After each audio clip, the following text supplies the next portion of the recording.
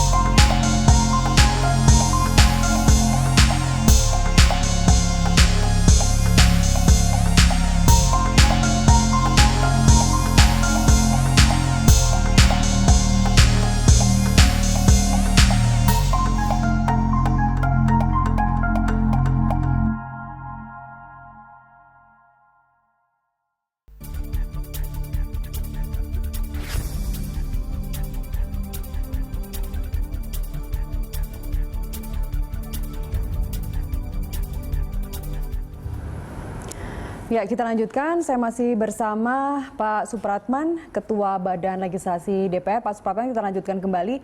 Kalau di awal tadi kita mendengar Anda mengatakan bahwa 95% Undang-Undang Cipta Kerja ini adalah pro buruh, untuk buruh. Jadi apa sebenarnya yang ingin Anda sampaikan terkait dengan demo yang berlangsung sejak tanggal 4, sejak tanggal 5 kemarin? Singkat saja. Baik, saya bisa memahami apa yang terjadi ya, menjadi tuntutan kawan-kawan buruh, dan itu perasaan kami semua di Dewan Perwakilan Rakyat Republik Indonesia. Tetapi memang menata sektor usaha yang berkaitan dengan tenaga kerja Indonesia, tentu kita juga memperhatikan hal-hal yang terkait dengan keramahan investasi maupun iklim investasi kita yang harus kita tata. Tidak hanya terkait dengan ketenagakerjaan, tetapi tentu dari sisi aspek regulasi yang lebih jauh, yang selama ini kita tahu bagaimana kemudian tumpang tindihnya yang begitu luar biasa. Dan ini kesalahan ataupun koreksi yang dilakukan oleh DPR bersama dengan pemerintah. Baik. Karena terlalu menciptakan sebuah distorsi dalam penyusunan sebuah rancangan undang-undang yang terlalu mementingkan ego sektoral. Nah, sekarang formula ini yang dilakukan oleh Presiden Jokowi, dan saya mengapresiasi itu. Karena inilah sebuah tonggak sejarah untuk kita melakukan koreksi selama ini. Baik, nah, untuk perbaikan iklim investasi, sekaligus Anda ingin menyangkal bahwa Omnibus Law ini tidak semuanya pro kepada investor? Loh, ini kok kita bukan soal pro kepada investor ataupun bukan intinya. Tapi itu menjadi sebuah keharusan.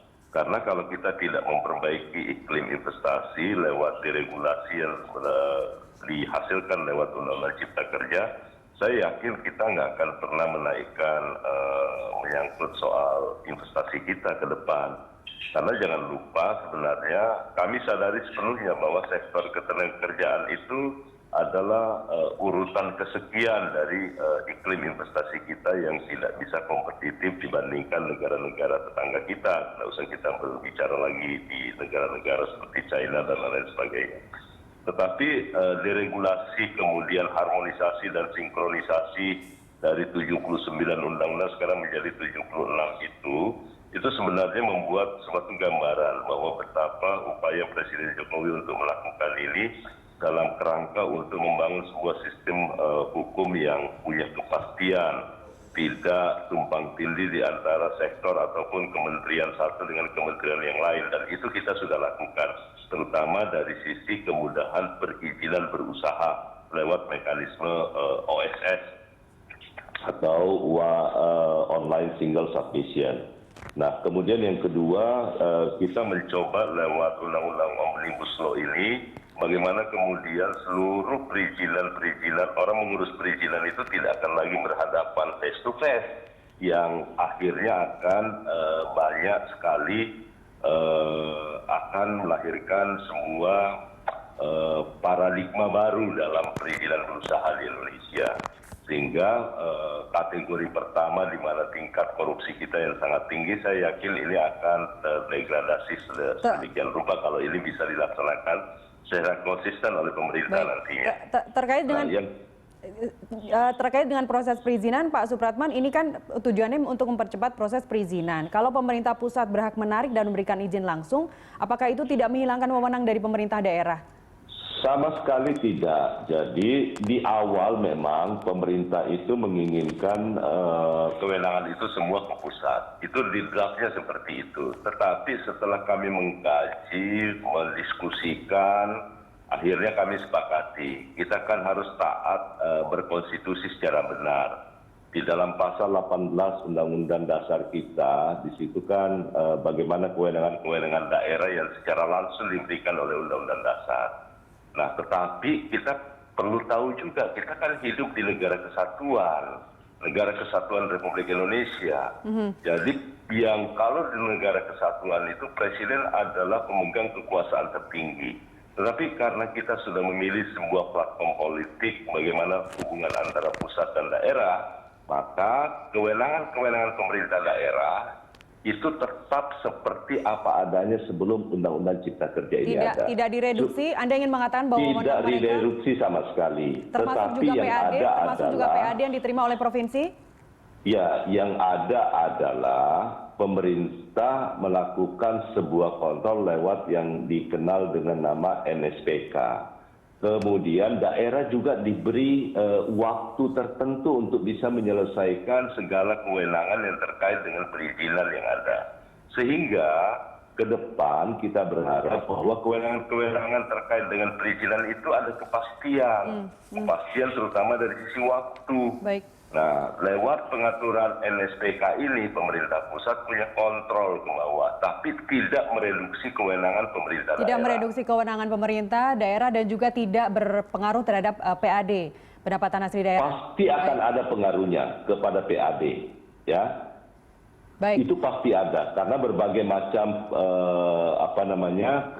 pemangkasan berizin-izin itu pasti ada pengaruh. Tapi di dalam Undang-Undang Cipta Kerja kita sudah memberikan satu norma tertentu bahwa terhadap daerah yang menerima dampak pengurangan terhadap kemungkinan terjadinya pengurangan pendapatan asli daerah akibat lahirnya Undang-Undang Cipta Kerja ini, maka di dalam salah satu normanya itu akan diganti lewat mekanisme pemberian kompensasi oleh pemerintah pusat lewat lewat APBN kita. Baik. Berupa penggantian untuk kenaikan baik itu DAU maupun DAK. Gitu. Singkat saja terakhir Pak Supratman, sekarang masih trending mosi tidak percaya, hashtag mosi tidak percaya kepada DPR. Apa yang ingin Anda upayakan, tanggapan Anda terhadap mosi tidak percaya terhadap DPR ini? Apa yang ingin Anda katakan?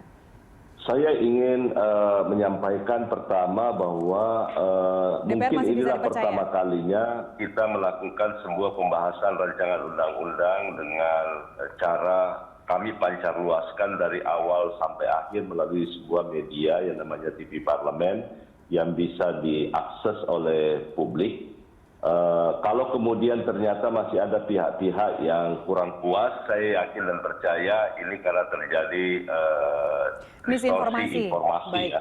Salah satunya oleh karena itu saya yakin setelah nanti bisa kita akses semuanya dan setelah selesai semua, saya yakin dan percaya tetap perdebatan itu sebuah keniscayaan, tapi saya yakin dan percaya nanti akan bisa kita hadapi. Baik, hari Jumat kita tagih janji Bapak kalau draft RUU-nya juga belum bisa kita media dapatkan untuk dibaca dengan baik. Pak Supratman Andi Aktas, Ketua Balek DPR RI, terima kasih telah bersama kami pagi ini, Pak.